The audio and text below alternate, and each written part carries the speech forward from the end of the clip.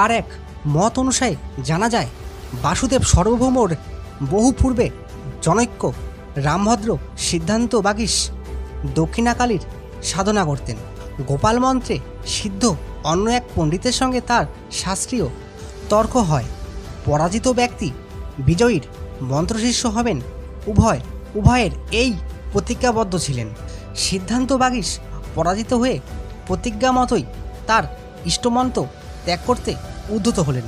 ভয়ানক অগ্নিকাণ্ডে তার ইটের বাড়ি ভস্মীভূত হয়ে যায়।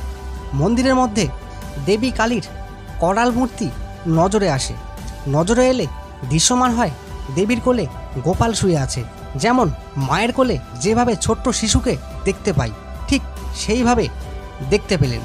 মন্ত্র শোধিত জল দিয়ে চারিদিকে ছিটিয়ে আগুন নেভানো হয়। দুই সাধক বেঁচে যায়।